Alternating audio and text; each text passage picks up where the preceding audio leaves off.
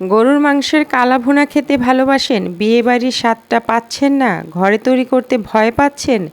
আজকের রেসিপি দেখার পর কালা ভুনা কিন্তু নিজে হাতে তৈরি করতে পারবেন।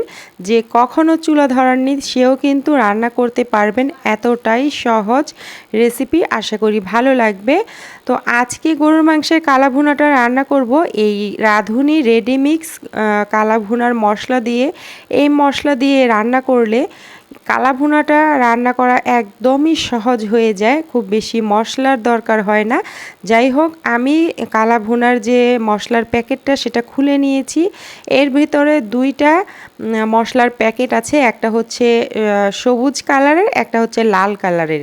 সবুজ যে প্যাকেটটা সেটাকে আমি খুলে নিয়েছি, এখন একটা প্লেটের মধ্যে ঢেলে নিচ্ছি। এই মশলার প্যাকেটটা দিয়ে 2 কেজি গরুর মাংসের কালা ভুনা তৈরি করা যাবে। তো আমি আজকে 1 কেজি গরুর মাংসের কালা ভুনা রান্না করব, তাই মশলাটাকে আমি অর্ধেকটা করে ভাগ করে নিব। মশলাটা একটা প্লেটের মধ্যে ঢেলে নিয়েছি, এরপরে হচ্ছে সমান করে ভাগ করে নিচ্ছি 1 কেজি গরুর মাংসের কালা ভুনা রান্না করার জন্য। অর্ধেকটা রেখে দিব পরবর্তীতে রান্না করার জন্য। এখন আমি এইখানে 1 কেজি পরিমাণে হাড় চর্বি সহ গরুর মাংস নিয়েছি। মাংসটাকে ভালো করে ধুয়ে পানি ঝরিয়ে নিয়েছি। হাড় চর্বি সহ মাংস দিয়ে কালা ভুনা রান্না করলে কালা ভুনাটা খেতে অনেক বেশি ভালো লাগে। তো আমি মাংসটাকে যে হাঁড়িতে রান্না করব সেই হাঁড়ির মধ্যে নিয়ে নিয়েছি। এখন এর মধ্যে দিয়ে দিচ্ছি 1 কাপ পরিমাণে পেঁয়াজ কুচি। এখন দিয়ে দিচ্ছি আদা রসুন বাটা। এইখানে প্রায় 2 টেবিল চামচ পরিমাণে আদা রসুন বাটা ব্যবহার করেছি। এখন দিয়ে দিলাম স্বাদ অনুযায়ী লবণ। এইখানে 1 টেবিল চামচ সয়া সস ব্যবহার করছি। এখন দিয়ে দিব টমেটো সস। এইখানে প্রায় 2 থেকে 3 টেবিল চামচ টমেটো সস আমি দিয়ে দিব। এখানে 2 টেবিল চামচ পরিমাণে হবে। তো এরপরে দিয়ে দিচ্ছি এখানে সরিষার তেল, হাফ কাপ পরিমাণে খাঁটি সরিষার তেল দিয়ে দিয়েছি। তো এখন দিয়ে দিচ্ছি যে মশলাটা আমি অর্ধেক করে রেখেছি, রাঁধুনি রেডিমিক্স গরুর মাংসের কালা ভুনার মশলা বা রাঁধুনি রেডিমিক্স কালা ভুনার মশলা। তো এটা দিয়ে এখন আমি এইখানে দিয়ে দিব ভাজা পেঁয়াজ, মানে পেঁয়াজ বেরেস্তা 1 মুঠ পরিমাণে। আমি হাত দিয়ে 1 মুঠ করে এই পেঁয়াজ বেরেস্তা দিয়ে দিয়েছি। এখন এটাকে খুব ভালো করে মেখে নিতে হবে। তো এই মাখানোটা অবশ্যই একটু ভালো করে মেখে নিতে হবে। এইখানে এত সুন্দর একটা ঘ্রাণ বের হয় মশলাটা মাখানোর সময়। এইখানে দেখতে পেরেছেন আপনারা, আমি কিন্তু খুব বেশি মশলা অ্যাড করিনি। রাঁধুনি প্যাকেটের মশলায় যে মশলাগুলো থাকে সেখানেই কিন্তু সব ধরনের মশলা দেয়া থাকে, তাই ঘরে থেকে খুব বেশি উপকরণ মিক্স করতে হয় না।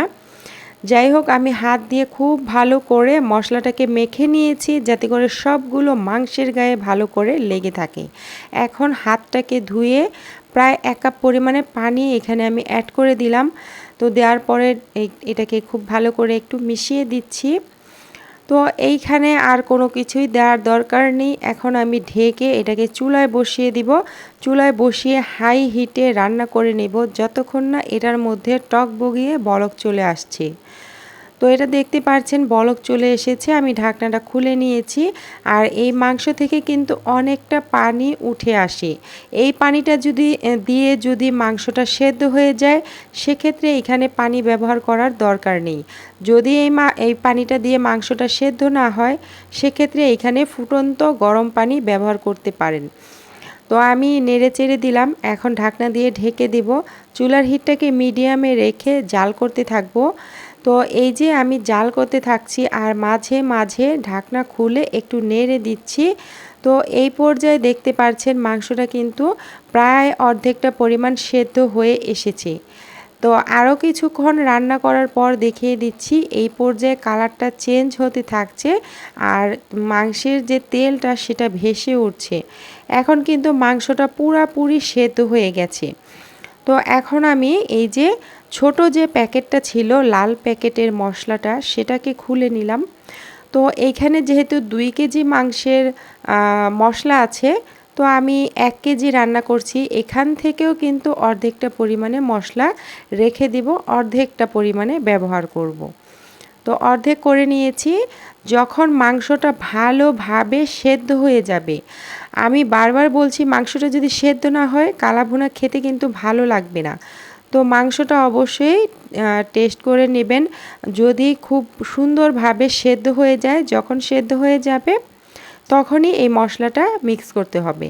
তো এখানে আমি মশলাটা দিয়ে দিলাম। দেওয়ার পরে এটাকে খুব ভালো করে মিশিয়ে দিতে হবে। এই মশলাটা দেওয়ার পরে আরও কিছুক্ষণ এটাকে রান্না করতে হবে। এই পর্যায়ে চুলার হিটটাকে কমিয়ে দিতে হবে।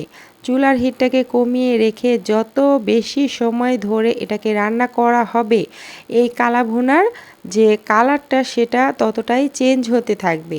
মানে এটা যত বেশি জাল হতে থাকবে, এখন এর কালারটা চেঞ্জ হতে থাকবে।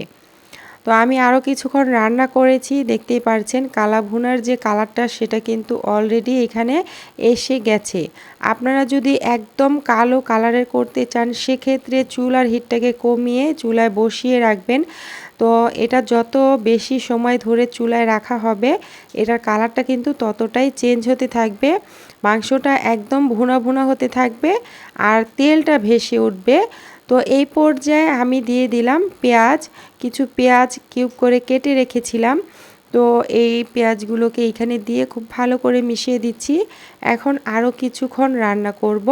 তো এখানে হাতে সময় থাকলে একটু বেশি সময় ধরে রেখে দিবেন যদি কালা ভুনাটা একদম কালো কালারের করতে চান।